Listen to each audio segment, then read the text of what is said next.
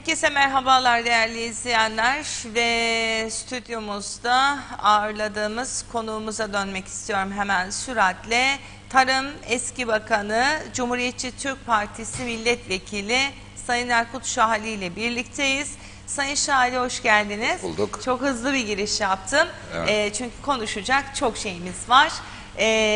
Sayın Şahali tabii ilk olarak güne yansıyan ve hep öne çıkan çok fazla konuşulan konu Maraş konusu. Dörtlü koalisyon döneminde neden acaba böyle bir karar alınmadı diye aslında akıllarda bir soru var. Çünkü Ulusal Birlik Partisi ile Halkın Partisi hükümeti kurulur kurulmaz Bakanlar Kurulu'ndan hani farklı kararlar beklerken Maraş konusu bir anda gündeme geldi. O yüzden bununla başlamak istiyorum. Çünkü siz dörtlü koalisyonda da Bakanlar Kurulu'nun bir üyesiydiniz herhalde, doğru ifade oldu. Neden alınmadı? O dönemde dörtlü koalisyondayken anlaşamadık dedi Sayın Özersay. Evet. Belli ki konuşulmuş. Anlaşılamayan neydi?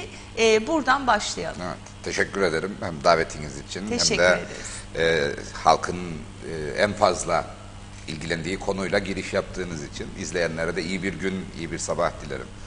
Tabii dörtlü koalisyon hükümetiyle ilgili pek çok spekülatif ifade kamuoyuna yansımakta. Bu da onlardan birisi aslında. Çünkü Maraş konusu kabine gündemine yapılandırılmış bir konu olarak hiçbir zaman gelmedi. Hele hele şöyle dünkü gibi, önceki günkü gibi bir karara dönüşülecek bütünlük içerisinde bir tartışma hiçbir zaman söz konusu olmadı.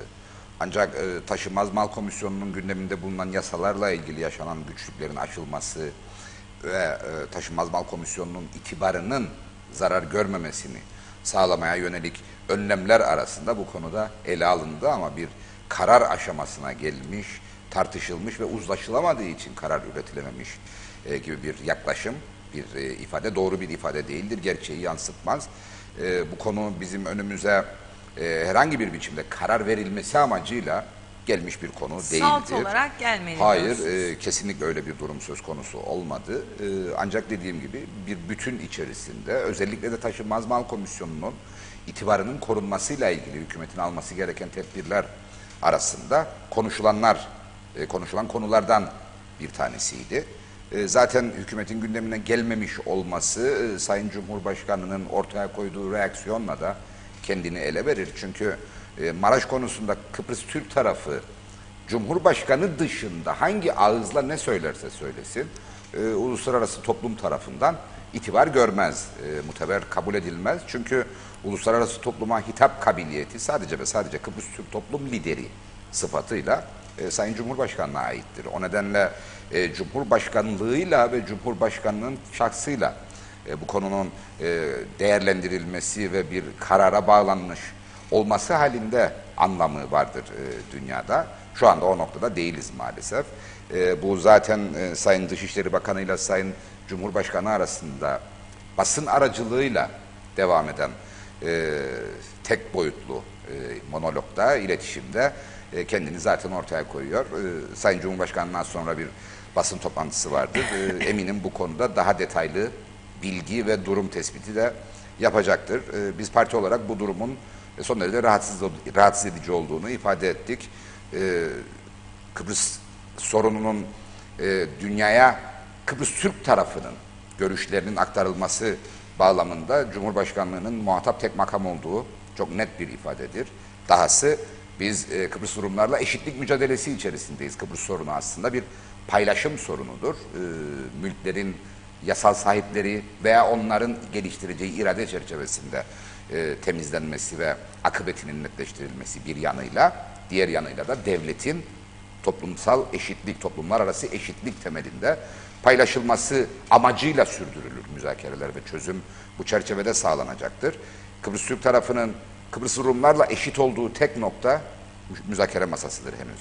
Bir net anlaşmaya ulaşmadığımız için tüm dünyada Kıbrıs Cumhurbaşkanı sıfatıyla kabul gören Anastasiadis müzakere masasına oturduğu zaman Cumhurbaşkanı olarak değil toplum lideri olarak oturur ve Sayın Cumhurbaşkanı'yla eş sıfatı, eş yetkiyi, eş anlamı paylaşarak o müzakere masasında oturur.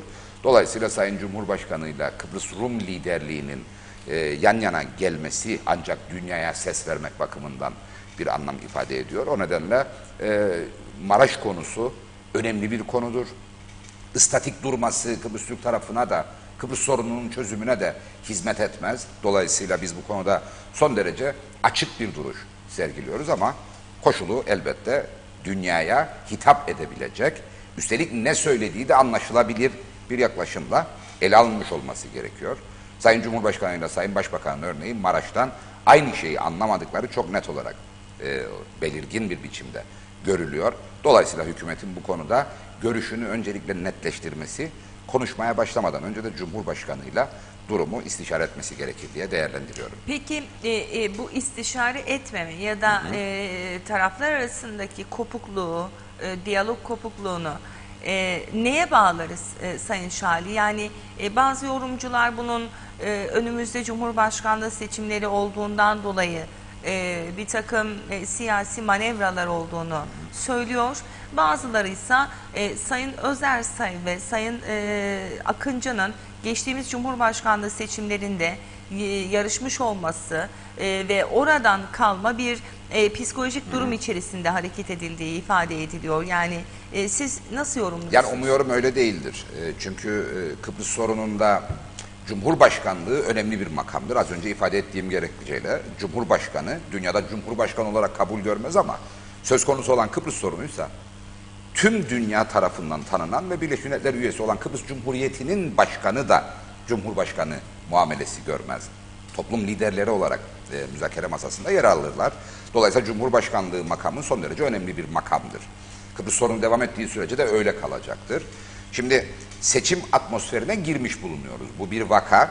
Ancak henüz propaganda süreci başlamadı. Dolayısıyla kişiler bulundukları makamla birlikte söylediklerinin sorumluluğunu taşırlar. Yani Sayın Dışişleri Bakanı olarak konuşmuyorum, işte parti başkanı veya muhtemel aday olarak konuşuyorum deme ayrıcalığına veya özgürlüğüne sahip değildir.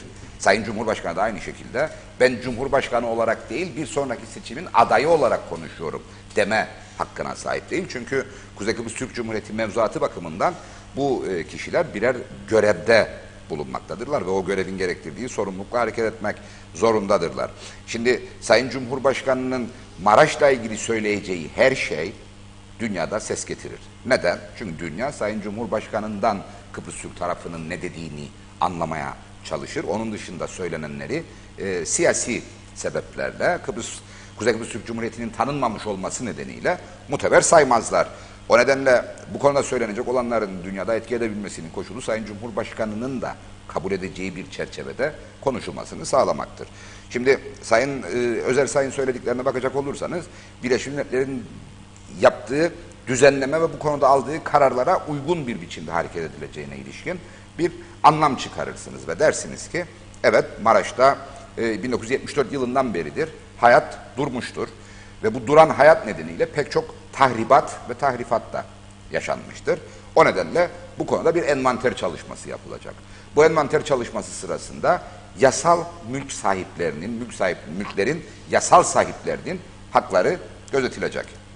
Gözetilmek zorundadır. Evgaf'ın hakları, Kıbrıs Türk Vakıflar İdaresi'nin hakları gözetilmek zorundadır. Ve ona bağlı olarak uluslararası hukuk çerçevesinde bir çalışma yürütülecek öncelikle. Ne çalışması? Envanter çalışması. Yani Maraş'ta ne vardır, hangi durumdadır, kondisyonu nedir şeklinde bir çalışma ve ardından Birleşmiş Milletler kontrolünde ve denetiminde belki de yeniden yerleşime açılma konusu gündeme gelebilecektir. Evet. Sayın Tatar'ın söylediklerine bakacak olursanız Maraş yarın Las Vegas'a dönüşecek. Şimdi bir bölgeyi üstelik kendi etkili kontrolümüz altında olmasına imkan olmayan bir bölgeyi. Çünkü orası özel statülü bir noktadır. Kıbrıs Türk Barış Kuvvetleri'nin ve Birleşmiş Milletler'in aynı anda görev yaptığı yerleşime kapalı bir askeri bölgedir Maraş. Şimdi siz orayı Las Vegas'a dönüştüreceğinize ilişkin bir ifadeyle konuya yaklaşırsanız o zaman bugünden geçi yok. Birleşmiş Milletler'i kulağından tutup atınız oradan. Birleşmiş Milletler'in ne işi var ki orada? Madem ki oranın ne olacağına ilişkin kararı siz kendi kendinize vereceksiniz. Bu belli ki kontrol dışı çıkmış bir sözcüktü Sayın Başbakan'ın ağzından. Nitekim bir önceki gün Las Vegas'tan söz ederken dün işte yabancı yatırımcıların yatırımlarına uygun hale getirmekten vesaireden bahsetti. Ama hala Kıbrıs Türk tarafı olarak Maraş'ı kendi iradesiyle yerleşime veya kullanıma açacağı fikrinde. Belli ki hükümetin büyük ortağıyla küçük ortağı aynı şeyi anlamıyor yaptıkları düzenlemeden. Dolayısıyla öncelikle hükümetin tek bir görüşe sahip olması lazım. Çünkü biz hükümeti UBP tarafı ve HP tarafı diye değerlendirme zorunluluğu hissetmemeliyiz. Hükümetin ne dediği aldığı kararlarla ortaya çıkar ve aldığı kararlarla anlaşılır. Ama bu kararı izah ederken hükümetin büyüğüyle küçüğü farklı farklı şeyler söylüyorsa o zaman ya ne dediklerini anlamıyorlardır ya da görüş birlikleri yoktur. O zaman da karar almazlar. Ama her hal ve koşulda bunun ne anlama geldiği, neye hizmet edeceği Sayın Cumhurbaşkanı'yla da konuşulmalı. Örneğin çok merak ediyorum, bu karar yanılmıyorsam Salı günkü Bakanlar Kurulu sırasında açıklanmış bir durumdu. Çarşamba sabahı Sayın Akıncı'nın örneğin herhangi bir büyükelçiyle veya işte Birleşmiş Milletler'in buradaki özel temsilcisi Bayan Elizabeth Sfer'le bir görüşmesi olsaydı, programlanmış bir görüşme ve o gün bomba gibi Maraş konusu gündeme düşmüş olsaydı ve bu konuk Sayın Cumhurbaşkanı'na ne diyorsunuz, ne yapıyorsunuz, bu Maraş'la ilgili çok önemli şeyler söylüyorsunuz, durum nedir dese, Sayın Cumhurbaşkanı da karşılığında bilmiyorum hükümet konuşuyor, benim haberim yok dese, bu Kıbrıs Türk halkının, Kıbrıs Türk tarafının, topyekün Türk tarafının Kıbrıs sorunu bağlamında itibarını artıran mı, azaltan mı etki yapar? Bunu sormak gerekiyor.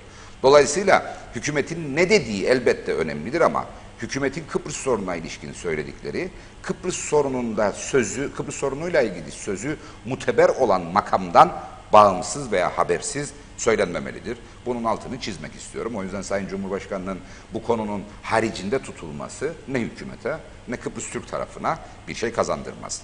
Evet. Türkiye ile istişare edilmiş olsa dahi bir şey kazandırmaz. Çünkü Birleşmiş Milletler'in ve uluslararası toplumun doğrudan muhatap kabul ettiği Sayın Cumhurbaşkanı'nın devre dışı bırakıldığı bir nokta aslında Kıbrıs Rum liderliğinin yıllardır devam eden ısrarının yaşam bulmasıdır. O ısrar nedir? Kıbrıs Türk tarafını bir tarafa bırakın, doğrudan Türkiye ile müzakere edelim Kıbrıs sorunun çözümünü diyen bir yaklaşımı vardı Kıbrıslı Rumların. Neden? Çünkü Türkiye'nin bu ülkedeki varlığını biz garanti haklarından kaynaklanan hakkın kullanılması diye yorumlarken onlar farklı bir tanımlamayla kullandılar ve ne derlerdi? Türkiye Cumhuriyeti 1974'ten beridir Kıbrıs Türk tarafını, Kıbrıs'ın kuzeyini, Kıbrıs'ta %37'lik toprak parçasını işgal etmektedir demektedirler. Onların Türkiye ile müzakere etme istekleri aslında işgalin resmi olarak anlatılması, tanınması amacıyla devam eden bir istektir. Şimdi Rumlar işgali resmileştirmek veya işgali doğrudan tanımlamak için bu talebi dile getirirken Kıbrıs Türk tarafı da dünyanın kabul ettiği müzakereci olan Sayın Cumhurbaşkanı'nın devre dışı bırakarak Rumları Türkiye ile karşı karşıya bırakırsa eğer o zaman Kıbrıs sorununun temeli olan toplumlar arası eşitlik noktasında bir çözüm de imkansız hale gelir. Dolayısıyla bu konuda herkesin dikkatli olması ve seçimdi, geçimdi diye düşünmeden esas olarak Kıbrıs sorununa odaklanması gerekir. Ülkenin içinde yapılması gereken yığınla iş olabilir ama Kıbrıs sorunu her şeyden önce Kıbrıslı Türklerin dünyaya entegrasyonu bakımından en önemli engeldir. Bunun aşılması için de herkesin ciddiyetle çalışması gerekir. Evet. Peki o zaman ciddi bulmadınız bu. Ciddi değil. Yani hükümetin başıyla yardımcısının farklı telden çaldığı bir ortama kim ciddi? Kararı da ciddi bulmadınız. Elbette. Bu gerçekten sadece Cumhurbaşkanı da değil. Yani bu toplumun tüm kesimlerinin görüşüne, değerlendirilmesine açık bir konu olarak değerlendirilmeli ve iktidarıyla, muhalefetiyle, meclis dışı unsurlarıyla, sivil toplumuyla ve elbette en öncelikli olarak Sayın Cumhurbaşkanı'yla ortak bir noktada buluşmak, bu konu için çaba sarf etmek ve maksimum sayıda ortak nokta saptanarak ilerlemek gerekir. Yoksa hükümet ben yaptım oldu derse diyemiyor zaten. Çünkü hükümetin bir kısmı başka şey söylerken bir kısmı başka şey söylüyor. Başka bir şey söylüyor diyorsunuz. Peki bu kapsamda işte Sayın Tatar ki siz de az önce atıfta bulundunuz. Türkiye ile istişare ederek yaptığımız bir girişimdir demişti. Türkiye neden Cumhurbaşkanı ile istişare etmedi? Türkiye Cumhurbaşkanı'yla illaki bu konuya özel istişare etmek zorunda değildir. Çünkü bu konunun Cumhurbaşkanıyla hükümet arasında ele alınmış olması gerekir. Ama Dolayısıyla tercih hükümet mi oldu yani o anlamda soruyorum. yani o farklı bir durumdur. Çünkü şu anda Türkiye bu konuyla ilgili konuşur pozisyonda değildir. Türkiye daha ziyade Doğu Akdeniz'deki hidrokarbon rezervleriyle ilgili hareket halindedir. Kıbrıs'ı bu çerçevede ele almaktadır. Ancak hükümet Türkiye ile konuşabilme imkanına sahiptir. Hatta hükümet sadece Türkiye ile konuşabilme imkanına sahiptir. Çünkü Kuzey Kıbrıs Türk Cumhuriyeti'ni tanıyan tek ülke Türkiye Cumhuriyeti'dir. Dolayısıyla hükümetin Türkiye Cumhuriyeti ile konuşmuş olması, Cumhurbaşkanıyla konuşmasına gerek kalmadığı anlamına asla gelmez. Ve aynı zamanda Türkiye Cumhuriyeti hükümetin bu konudaki iletişimini veya diyaloğunu Cumhurbaşkanıyla konuşmanın gereksiz olduğu fikriyle yürüttüğü anlamına da gelmez. Dolayısıyla en başta Kıbrıs Türk tarafının bu konuda kendi üzerine düşeni yapması, ondan sonra Türkiye'nin kimle ne şekilde iletişim kurduğunun araştırılması gerekir. Ben bu çerçevede değerlendiriyorum. Çünkü Sayın Dışişleri Bakanı ve Dışişleri Bakanlığı Türkiye Cumhuriyeti hariciyesiyle, Türkiye Cumhuriyeti devlet makamlarıyla iletişim şansına sahiptir. Ancak örneğin Sayın Dışişleri Bakanı İngiltere'de Dışişleri Bakanlığı'yla, Dışişleri'nin işte Güney Avrupa, Güney Akdeniz masasıyla, Doğu Akdeniz ve Güney Avrupa masasıyla konuşma şansına sahip değildir. Ama Sayın Cumhurbaşkanı sahiptir. Resmi olarak sahiptir. O nedenle bu konunun bu çerçevede değerlendirilmesine ihtiyaç vardır. Türkiye ile hükümetin diyaloğu, Türkiye ile Cumhurbaşkanı'nın diyalog kuramayacağı varsayımıyla yapılmış bir girişimse o durumu çok daha fahiş hale getirir. Çünkü Kıbrıs Türk tarafının, Kıbrıs sorunu bağlamında da Türk tarafının bir bütün olarak hareket etmesi şarttır. Peki Sayın Özersay'ın, Sayın Anastasiadis'le yemiş olduğu sosyal içerikli yemekle ilgili görüş ve düşünceleriniz nelerdir? O da çok konuşulan bir konu oldu. Yani şunu net olarak ifade etmek lazım. Bu konunun belki gizemli bir hale getirilmesi farklı maksatlarla tercih edildi ama bizim açımızdan o yemeğin yenmiş olmasının rahatsız edici bir tarafı yoktur. Hatta bizim tercihimiz, biz yıllardır bunu ifade etmekteyiz Cumhuriyetçi Türk Partisi olarak, sadece bugün için değil. Keşke bu ülkedeki tüm siyasi odaklar kendilerine dünyada, sadece Kıbrıs Rumlar arasından değil, dünyada bulabildikleri kadar çok sayıda siyasi muhatap bulup ilişki içinde olsalar, iletişim içinde olsalar. Biz CTP olarak bu konuda ne kadar aktif olduğumuzu sanıyorum ki defa defa kanıtlamış vaziyetteyiz. Örneğin Avrupa Parlamentosu'ndan Sosyalist grubun ayrılmaz bir parçasıdır artık Cumhuriyetçi Türk Partisi. Sosyalist Enternasyonal'ın üyesidir. İşte danışma, gözlemci üye ile başlayan konsultatif üye, danışman üye sıfatıyla devam eden süreç günün sonunda tam üyelikle sonuçlanmış ve Dünya Sosyalistleri ailesinin ayrılmaz ve saygın bir üyesidir artık Cumhuriyetçi Türk Partisi. Avrupa Sosyalistleri Partisi'nin bir üyesidir Cumhuriyetçi Türk Partisi. Cumhuriyetçi Türk Partisi'nin yıllardır Güney Kıbrıs'taki tüm siyasi partilerle ilişkileri vardır. Bu Slovak Büyükelçiliği'nin düzenlediği toplantılara kesintisiz bir biçimde katılan tek parti olmamızla da ortaya çıkar. Her bir partiyle ayrı ayrı defalarca görüşmemiz, hatta ortak komiteler oluşturmamızla da kendini gösterir. Cumhuriyetçi Türk Partisi'ne en fazla yakıştırılan parti AKEL'dir Güney Kıbrıs'ta, bilirsiniz. Ama bizim en az AKEL kadar yoğun ilişkilerimiz örneğin Hükümet Partisi DC ile de vardır. EDEK'le vardır. Zaten Sosyalist Enternasyonal'da ve Avrupa Sosyalistleri Partisi'nde birlikte üyeyiz EDEK'le. En mesafeli olduğumuz DİKOB ile zaman zaman temas ettiğimiz bir partidir. Düzenli olmasa dahi. Elbette ELAM'ı biz muhatap kabul edilecek bir parti olarak değerlendirmiyoruz ve onlarla özel görüşmelerimiz yoktur. Ama onlara çok yakın ekologlar ve yeşillerle bile zaman zaman görüşmelerimiz olmuştur. Dolayısıyla keşke tüm siyasi partiler ve siyasi figürler muhatapları olacak yabancılarla ve Kıbrıs Rumlarla bir araya gelseler. Ancak burada şöyle bir fark vardır. Sayın Özersay sadece Halkın Partisi Genel Başkanı değil, aynı zamanda bir Dışişleri Bakanı'dır. Her ne kadar Anastasiadis onu Halkın Partisi Başkanı veya Kıbrıslı Türk siyasetçi olarak kabul etmişse de elbette Dışişleri Bakanı olarak görüşmemiştir Sayın Özersay'la. Bu konuda bir iddia varsa da yalanlamaya eminim ki dünden hazırdır Sayın Anastasiadis.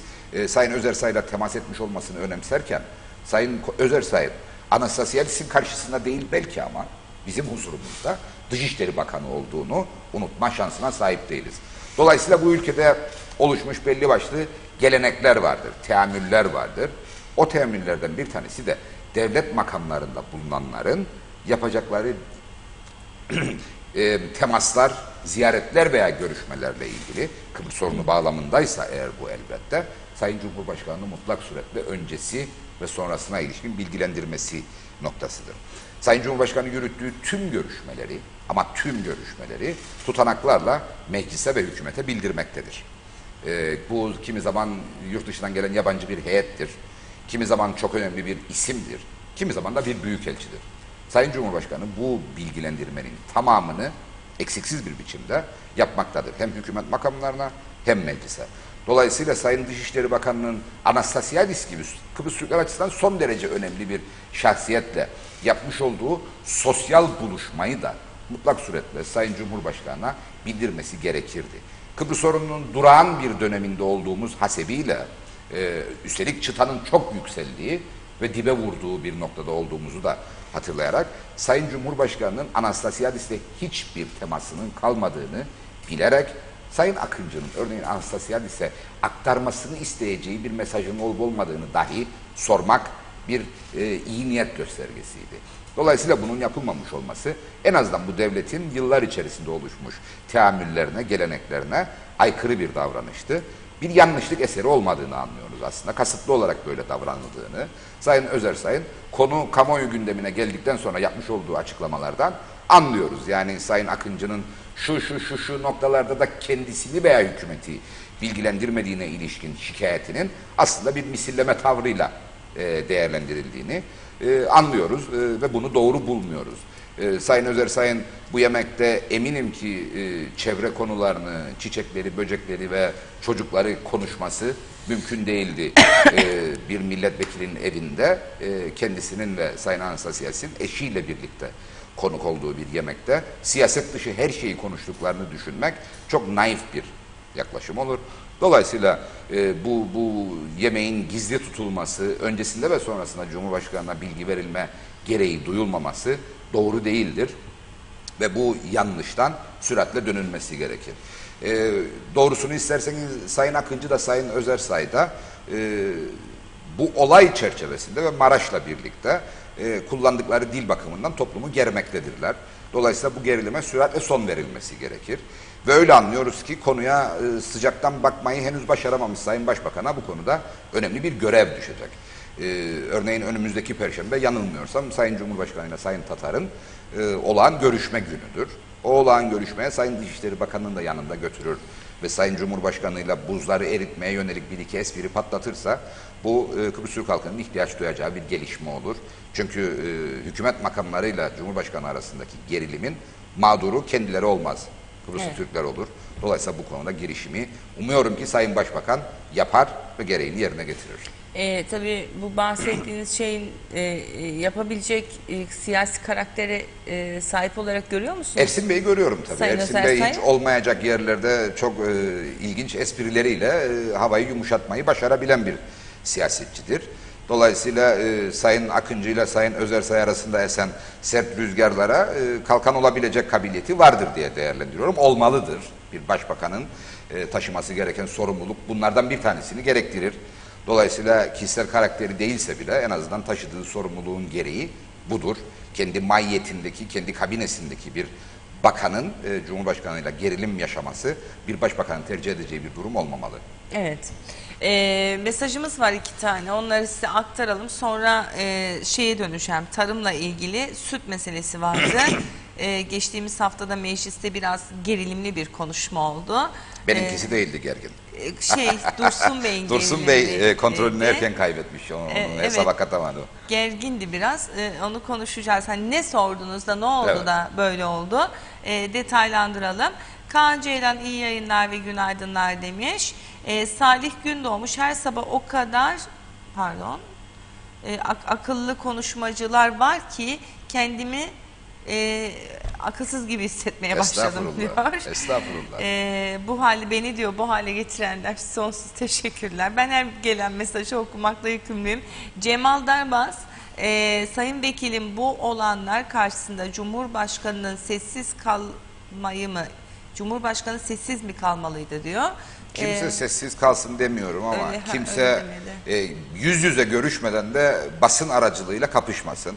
Devlet makamları ciddiyetle görev yapılmasını gerektiren makamlardır. Herkes birbirini görür, anlaşır ve ona göre ne dediği daha net anlaşılır. Yoksa basın aracılığıyla yollanacak sert mesajlar günün sonunda kimseye bir şey kazandırmaz. Orhan Mehmet, Türkiye'nin tanımadığı Kıbrıs Cumhuriyeti korsan bir devlettir. Kim tanırsa tanısın fark etmez. KKTC büyük cesaretler almaya karar verdi. Maraş'ın açılması iyi bir karardır. Tebrik ederim.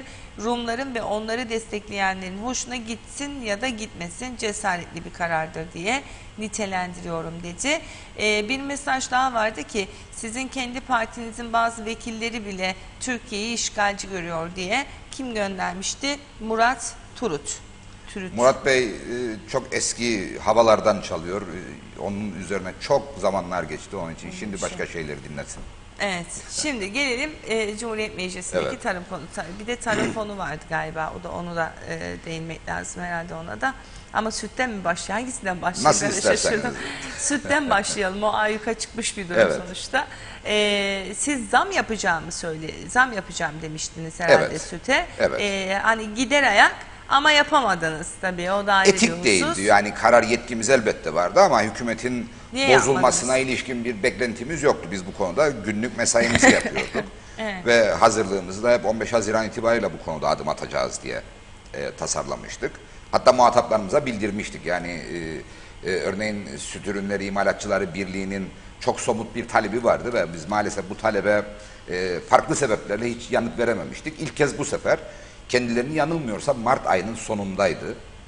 Çağırdım ve bilgilendirdim. Göstergeler süt fiyatında bir artışın zorunlu olacağını Ne kadar bu işaret artış? etmektedir. %25'lik bir artıştı. %25. Evet, 2 liradan satılan sütün 2,5 liraya çıkarılacağını Mart ayı sonunda muhataplarıma bildirmiştim.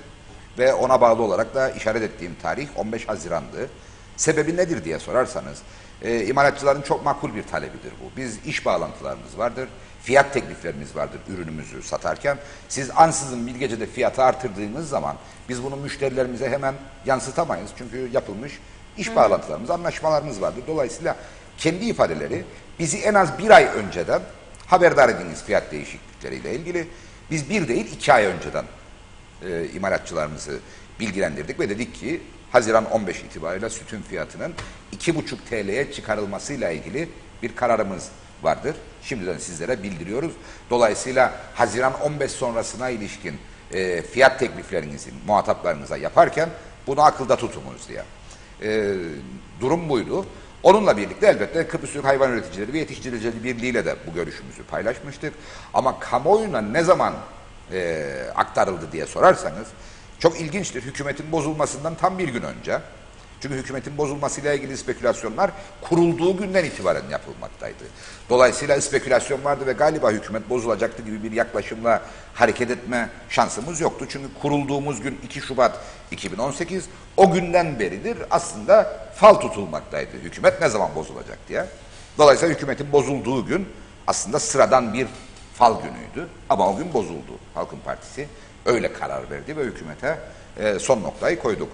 Ondan bir gün önce Sayın Dursun Oğuz'un muhalefet milletvekili olarak, ana muhalefetin tarımı takip eden milletvekili olarak sorduğu sorulara ilişkin verdiğim cevaplarda ben ilk kez sütle ilgili ve arpa buğdayla ilgili ne düşündüğümüzü, nasıl bir karara yakın olduğumuzu ifade etmiştim. Ve demiştim ki evet 2,5 TL litre fiyatı olarak sütün fiyatının değiştirilmesi gündemimizdedir. Bu konuda karar yetkisi Süt Endüstrisi Kurumu Yönetim Kurulu'ndadır. Dolayısıyla biz bakanlık olarak pozisyonumuzu kendilerine bildirip ona göre bir karar almalarını talep edeceğiz demiştim. Hükümet bozuldu. Dolayısıyla hükümet bozulduktan sonra geçen sürede, görev devredinceye kadar geçen sürede benim bu konuda bir karar almam çok ahlaki olmazdı siyasi etik bakımından. Sorguya muhtaç bir durum olurdu. Bunu tercih etmedik. Ama ne yapacağımızı en azından bir sonraki bakana, görev devredeceğimiz bakana da ifade etmiş olduk. Sayın Dursun Oğuz belli başlı çalışmalar yürüttü elbette görevi devraldıktan sonra. Ve bizim 2,50 dediğimiz, 2,5 TL dediğimiz sütteki litre fiyatını 2,30 olarak düzenledi. Şimdi bizim söylediğimiz noktada Süt 2,5 TL olacaktı. Doğrudur, bu %25'lik bir zam anlamına gelecekti. Ve bu ülkenin tüm yurttaşları bu %25'lik zamdan elbette etkilenecekti. Yani bugün itibariyle 6 liraya satılan 1 litrelik UHT sütün fiyatı belki de 7-7,5 liraya çıkmış olacaktı. Süt ürünlerinde belli bir zamlanma gündeme gelecekti. Ama şu bir daha yaşanmayacaktı bizim ortaya koyduğumuz yaklaşım çerçevesinde. Kıbrıs Türk hayvan üreticisi ve yetiştiricisi her gün hükümet kapısına gelip de süte zam, süte zam diye bağırmayacaktı. Çünkü bir şey daha söylemiştik. Demiştik ki süt fiyatını 1,5 kilo yem satın alabilecek şekilde sabitleyip yem fiyatındaki farklılaşmayla sütün fiyatının otomatik olarak belirlenmesini hedefliyoruz demiştik. Şimdi 2.50 sütü yaptığımız zaman doğrudan gelir desteğini 25 kuruş olarak düzenleyip 1 litre süt karşılığında hayvan üreticisinin 2,75 TL'den ödenmesini sağlayacaktık. Şimdi hayvancı 2,75'ten değil de daha azdan ödendiğini söyler. İşte 2,68, 2,62. Bu son derece normaldir. Çünkü her kazancın bir vergisi vardır. Dolayısıyla bir stopaj kesintisi olacak. Dahası sütte kalite son derece önemlidir. Dolayısıyla süt kalitesine bağlı olarak da belli başlı kesintiler olabilir. Gereken kalite standartının altındaysa eğer sütün yağ oranı örneğin veyahut somatik hücre bakteri dediğimiz sütün içerisindeki bileşenlerdeki oranlara bağlı olarak fiyatı bir miktar aşağıya düşebilir ama temel fiyat 2,75 olacak şekilde. Dursun Bey'in sinirlendiği şey şu oldu. 2,50 belirleyip devletin üstleneceği sorumluluğu birazcık hafifletmek mümkünken kendileri 2,30'luk bir süt fiyatı belirlediler. Dolayısıyla sözünü ettiğim o 1 litre sütle 1,5 kilo yem alma durumunu maalesef ıskaladılar. Dahası biz 2,75'e çekeceğiz dedik ya. 2,75'e ulaşabilmek için devletin 1 litre süt üzerindeki desteğini daha da artırmak zorunda kaldılar. 40 kuruş olan desteği 45 kuruşa çıkararak bütçede bir açık yarattılar. Ve sorum şuydu. Doğrudan gelir desteği bütçesi 2019 yılı bütçesi içerisinde 160 milyondur. Bu 160 milyonun kimlere ne oranda dağıtılacağı da 3 aşağı 5 yukarı bellidir. Ve bu 160 milyon bütçe yasasına göre örneğin 161 milyon olamaz. Artıramazsınız. Bütçelerde limit aşımı söz konusu değildir. Dolayısıyla 160'ın içine sığmak zorundasınız. Eğer bu zorunluluk orada duruyorsa, duruyor, yasa gereğidir. O zaman siz sütte ilave gider yaratarak, örneğin arpa buğdaya vereceğiniz desteği azaltmayı mı düşünüyorsunuz? Yani geçtiğimiz yıl 35 TL dönüm başına olan desteği örneğin 30 TL'ye mi indireceksiniz? 25 TL'ye mi indireceksiniz ki bu kaynağı sağlayasınız diye bir soru sordum. Çok sinirlendi, çok canı sıkıldı. Çünkü bu sorunun cevabı çok nettir. Eğer siz sütte gider artırırsanız bütçe içerisinde bir tasarruf öngörmeniz lazım ki o fazlalığı ödeyebilirsiniz, karşılayabilirsiniz. Nereden tasarruf edebilir? Siz bütçeyi biliyorsunuz. O yüzden. Tasarruf edebileceği yeri söyledim. Örneğin henüz dönüm başına arpa buğday desteği açıklanmadı. Sanosilaj dediğimiz yani tane üretmeyip de kaba yem üreten üreticinin destekleri açıklanmadı. Geçtiğimiz yıl neydi bu destekler? Tane üreten üretici için dönüm başına 35 TL, sanosilaj üreten üretici için 50 TL'ydi dönüm başına. Şimdi siz eğer sütün ihtiyaç duyduğu desteği daha da artırırsanız o zaman diğerlerine para kalmaz. Ne yaparsınız? Geçtiğimiz yıl 35 lira olan dönüm başı desteği 30'a çekersiniz. Geçtiğimiz yıl 50 lira olan dönüm başı desteği 40'a çekersiniz. Üstelik de dersiniz zaten bu yıl verim çok iyiydi. Dolayısıyla çiftçi kazandı dersiniz ve o kaynağı sağlarsınız. Bu doğru bir yaklaşım mı olur? Hayır, doğru bir yaklaşım olmaz. Devlet verdiği desteği eğer azaltacaksa bunu kendi sağladığı koşullarla bir yerlerden takviye etmek durumundadır. Biz onun için sütte %25'lik bir zammı göze alarak hayvan üreticisinin refahını geliştirmeye yönelik bir adım attık. Ama devletin sağladığı destekte de birazcık indirime giderek bir fon yaratmaya gayret ettik. Bizim yaptığımız düzenlemede çok net söylüyorum, yıllık olarak 10 milyonluk bir tasarruf söz konusuydu. Bu 10 milyonluk tasarrufla örneğin hayvan refahı bakımından ihtiyaç duyan işletmelere katkı sağlayacaktık. Çünkü geçtiğimiz yıl aşırı yağışlar nedeniyle çiftlik kalitelerimizin gereken düzeyde olmaması nedeniyle çok sayıda hayvan maalesef telef oldu. Örneğin aşırı çamur biriken mandıralarda pek çok hayvan kayıp düşüp kalça kırıkları nedeniyle maalesef sağlıklı hayvanlar maalesef kesilmek zorunda kaldı. Mezbahalara gitmek zorunda kaldı. Dolayısıyla bizim sadece süt üzerinden hayvancılığı desteklemekle bir yere gidemeyeceğimiz artık çok net olarak ortaya çıktı. Bizim çiftliklerimizi ıslah etmemiz lazım. Hayvanlarımızın sağlığıyla ilgili daha çok kaynak yaratmamız lazım. Dolayısıyla bizim yaptığımız düzenlemede böyle bir yaklaşım söz konusuydu. Dursun Bey'inkinde tam tersi oldu. Dursun Bey'inkinde hala eski hormonlu sistem devam etsin. Hala hayvan üreticisi devletten alacağı destekle maliyetlerini karşılayabilsin gibi bir yaklaşımla hareket edildi. O nedenle maalesef altın bir fırsat ıskalanmış oldu.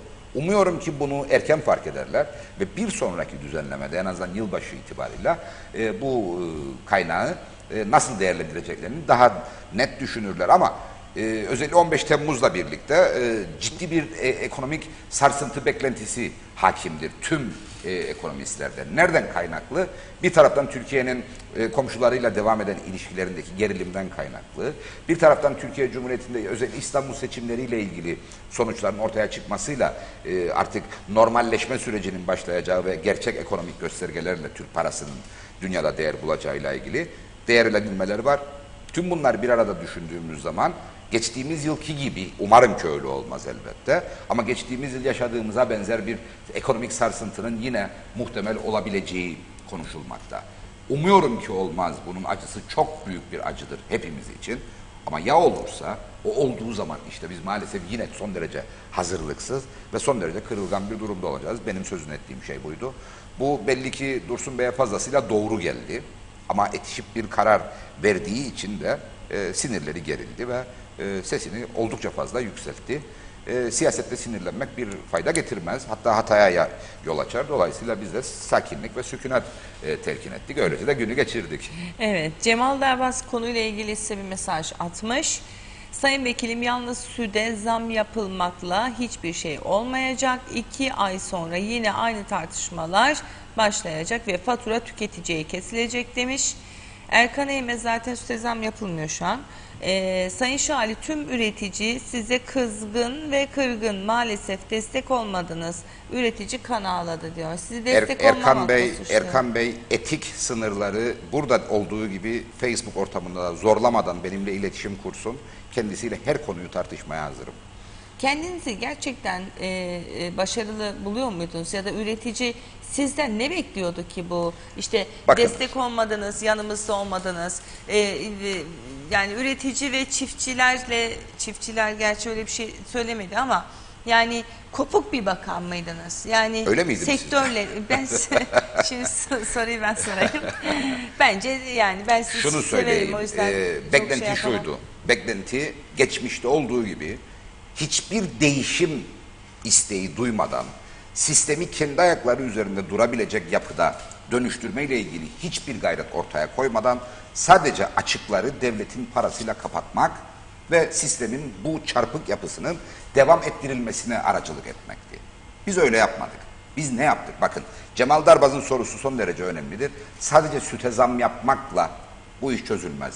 Çok doğru bir tespittir. O yüzden biz ne dedik? Biz dedik ki 1 litre sütün 1,5 kilo yem satın alabileceği bir pariteyi tutturalım ve ondan sonra biz süt ne kadardı, yem ne kadardı diye hiç düşünmeyelim. Yemin fiyatı çünkü uluslararası piyasada belirlenir. Yani yemin içerisinde ne vardır? Arpa vardır, soya fasulyesi, küspesi vardır, mısır vardır yerine göre, kepek vardır, bazı diğer katkı maddeleri vardır ama yem fiyatı 3 aşağı 5 yukarı bellidir ve dünya borsalarından doğrudan etkilenmektedir. Ama süt fiyatı her zaman için hükümet kararı gerektirir. O zaman dedik ki yemin fiyatı orada dursun, araya 1,5'luk bir katsayı koyalım, ona bari sütün fiyatı kendiliğinden belirlensin. Bunu yaptığınız noktada evet topluma ilk başta bir olumsuzluk olarak yansıyacak. Ne olacak? Evet fiyatlar yükselecek, süt ürünlerine erişim zorlaşacak. Devletin görevi yurttaşın satın alma kabiliyetini korumaktır. Bu başka bir şeydir. Ama bir başka görev de hayvancının bugünden yarına ne olacağı endişesiyle hareket etmemesini sağlamaktır. O nedenle örneğin ben göreve gelir gelmez arpanın hormonlu yapısını, hormonlu fiyat politikasını ortadan kaldırmanın şart olduğunu söyledim. Bir siyasetçi için intihara eşdeğerdir arpa fiyatında %132'lik artış yapmak. Ama bir başka intihar daha yaşanmaktaydı. Kimse bunu konuşmuyor. Dünyada arpanın fiyatı 1.80 olduğu halde bu ülkede 79 kuruşa arpa satılacak. Mümkün değil. Bu devlet öyle bir devlet değil. Kimse bunu anlamaya çalışmadı. Sadece bu hormonlu yapı devam etsin diye uğraştı. Hayır, hormonlu yapı devam ettiği sürece herkes daha da olumsuz etkilenir. Bu çok net bir durumdur. Dolayısıyla ben başarılı mıydım, başarısız mıydım? Benden sonra gelenlerin ne yaptığı son derece önemlidir. Ama şu anlamda bir kırıklığım, bir üzüntüm vardır. Onu da net olarak ifade etmem lazım. Ben 15 aylığına görev yapmak üzere bakan olmamıştım. Bu hükümet 60 aylık süreyle görevde kalacağı varsayımıyla kurulmuş bir hükümetti. Dolayısıyla benim de hemen sonuç alalım diye bir acelem yoktu. Ama şöyle bir acelem vardı. Ne kadar hızlı ilerlersek o kadar erken hedefe varırız diye bir acelem vardı. Onu ifade etmem lazım. Örneğin arpa fiyatına yaptığım artış en büyük olumsuz icraatım diye eleştirilir. Bu hükümet icraatıydı. 4 parti başkanı bir arada ve ben bu konuda hayvancılarla görüştük ve ona göre süreç ilerletildi. Benim sadece kararım değildi bu. Ama o karar o gün verilmemiş olsaydı bugün Toprak Ürünleri Kurumu'ndan söz etmek mümkün olmayacaktı. Çünkü o günden bugüne Toprak Ürünleri Kurumu'nun zararı 200 milyon TL'ye çıkacaktı. Kim ödeyecekti bunu? Bu devletin 200 bin TL'si bile yoktur. Yok 200 milyonluk bir zararı ödeyecekti. Peki soru şudur. Toprak ürünlerinin battığı noktada özel sektör arpayı hala sübvansiyonlu mu satacaktı? Toprak Ürünleri Kurumu'na olan mükellefiyetini devlet yerine getirmedi diye batmasına vesile olmuşken özel sektör işletmeleri devletin sübvansiyon garantisini muteber sahip arpayı yine olması gereken fiyatın 1/3'üne satmaya devam mı edecekti? Herkes bunu düşünmek zorunda ve ağzını da kontrol etmek zorunda. Facebook ortamı hepimize elbette özgürlük sağlar ama hiç kimse ağzı ishal olmuş gibi Facebook'ta hareket etme özgürlüğüne de sahip değildir. Bu konuda birazcık gönül kırgınlığım var mıdır? Vardır, bunu da net olarak ifade etmem gerekir. Evet. Süremizi noktalamadan Cemal Bey şey demiş, 15 gün sonra fiyatları hep beraber göreceğiz. Erkan Eğmez de sizi kendi programa davet edecekse arasana. Şimdi Erkan Bey klavyenin başındayken toplumsal sorumluluğunu unutma hakkından sahip olmadığını bilmek durumundadır. Evet. Klavye başındayken yazdıklarını yazmaya devam ettiği sürece ancak başkalarının programından böyle erişebilir, o kadar. Peki. Devam edelim şimdi. Sayın Şali, kendinizi kaçakçılıkla ilgili, yani et kaçakçılığı ile ilgili birebir devamlı sorumlu tutuldunuz Tarım Doğru. Bakanlığı olarak. Tabii bunun size karşı bir haksızlık olduğunu düşünüyorum. Çünkü bu noktada Tarım Bakanlığı gidip sınır kapılarında adam deki bir kontrol Doğru. yapabilecek bir merci değil. Ama bu noktada yapılabilecekler konusunda bir takım görüşleriniz vardı ve bununla ilgili sanıyorum bir çalışma aşamasındaydınız. Doğru, Doğru. hatırlıyorsam. Doğru. Bütün bunları, yani yarım kalan projeleri yeni gelen bakana aktardık mı, verdik mi? Evet. Bununla ilgili de, çünkü sürekli şu söyleniyor bize, Kıbrıs Türk halkına, hükümetler değiştiğinde eski bakandan hiçbir şey bulmadık. Alıp bütün belgeleri götürmüşler. Bize hiçbir şey aktarmadılar. Biz anlayana kadar 3 ay geçti. O yüzden gelen her eski bakana şu anda bu soruyu soruyorum. Çok iyi Size de ediyorsunuz. sorarak noktalamak istiyorum. Çok iyi ediyorsunuz. Eminim arşivlerde vardır. Arzu edenler çıkarabilirler ama bakanlığın arşivinde kesinlikle vardır. Facebook sayfasında, internet ortamında. Ben görevden ayrılırken 2 klasör bıraktım masamın üzerinde. Bir önceki görev devir tesliminde hazırladığımız bir projeyi Sayın Çavuşoğlu'na teslim etmiştim. Başlama aşamasına gelmemiştik ve kendisinden buna özel olarak dikkat göstermesini talep etmiştim. Sayın Dursun Oğuz'a görev devrederken 2 klasör bıraktım masamın üzerine ve dedim ki bunlar bu ülkede tarımın bulunduğu noktadan çok daha ileriye ve güvenli bir biçimde erişmesini sağlayacak mevzuat çalışmamızdır.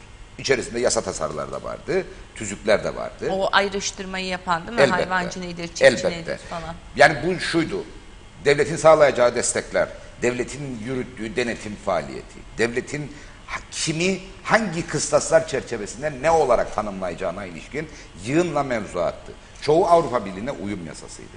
Türkiye'nin geçtiği yollar bizim için bir deneyimdi. Avrupa Birliği'nin sağladığı teknik destek bizim için bir deneyimdi. Onlar çerçevesinde hazırlanmış yığınla mevzuat vardı. Ama şunu ifade ettim, yine tekrarlamak istiyorum. Biz 15 ayda görevden gitmek üzere göreve gelmemiştik. Dolayısıyla bunların bir kısmı başsavcılığa gönderilmiş, görüşleri alınmış, Bakanlar Kurulu'na sevk edilmiş vaziyetteydi. Bir kısmı henüz görüşleri alınmadığı için bakanlık bünyesinde beklemekteydi. Bir kısmı da meclise sevk edilmiş yasalardı. Dolayısıyla hepsini ben Sayın Oğuz'un önünde bıraktım ve o çerçevede kendisinden takip talep ettim. Şimdi benden öncekilerden hiçbir şey bulmadım derse arşiv oradadır. Bunu bugünleri hesap ederek yaptım. Çünkü dediğiniz son derece doğrudur.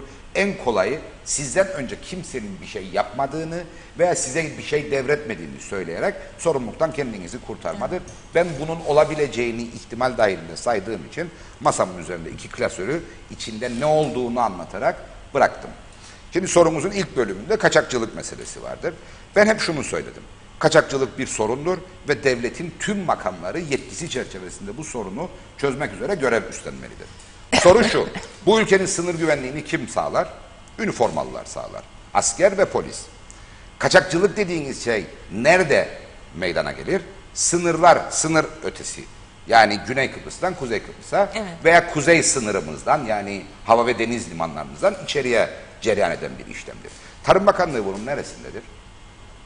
Dolayısıyla kaçakçılığı önleme konusundaki birinci görev üniformalı unsurlardadır. Buna gümrükçüleri de dahil ederim. Çünkü bu kaçakçılığın çok önemli bir kısmı gümrük kapılarında meydana gelmektedir. Yakalanan malzemeye ve yerlerine baktığınızda bunu açıkça görebilirsiniz. Dolayısıyla birinci kısmı bu. İkinci kısımda kendimizi sorumlu sayarım. O da nedir?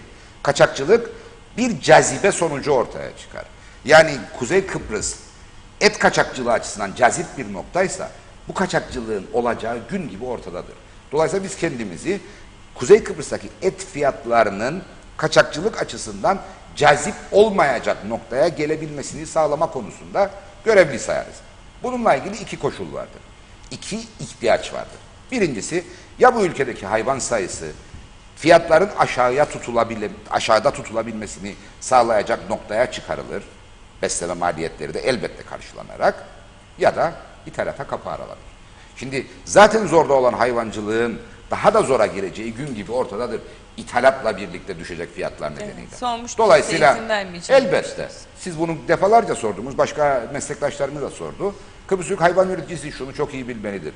Bana zaman zaman ithalatçı dostu bakan diye de lakap taktıkları oldu. Eğer öyle olmuş olsaydım hiçbir zaman halkın bütününün zorluk çekmesini göze alarak örneğin patates dayağı yemezdim, ithalatı serbest bırakırdım.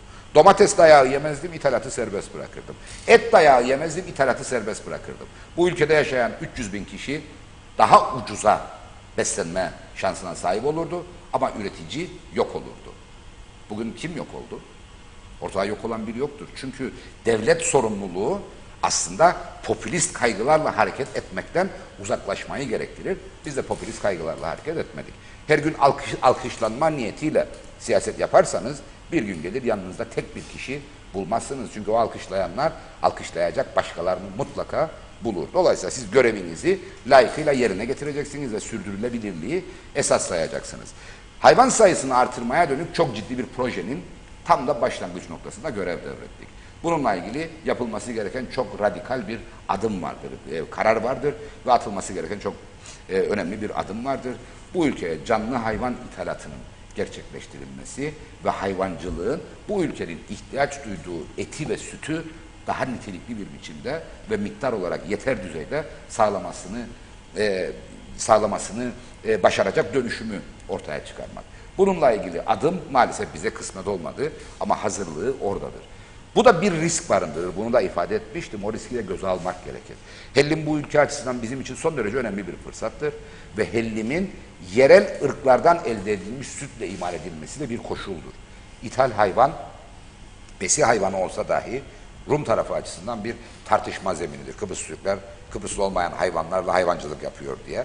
Dolayısıyla bununla ilgili belli başlı önlemleri alarak harekete geçmek gerekiyordu. Biz o kararı verdik ve ilerliyorduk. Hükümet bozulduğu zaman elbette bunu da bizden sonra gelenlere devrettik. Onların cesareti ve cüreti bu konuda ne olacağının ortaya çıkmasına vesile olacak. Umarım olumlu olur. Peki çok teşekkürler Ben teşekkür Sayın ederim Şahin bu fırsat için. sohbet için. Sizi tekrar ilerleyen Memnuniyetle. zamanda ağırlayacağız. Memnuniyetle. Değerli izleyenler birlikteliğimizi burada noktalıyoruz. Tekrar görüşmek umuduyla hoşçakalın.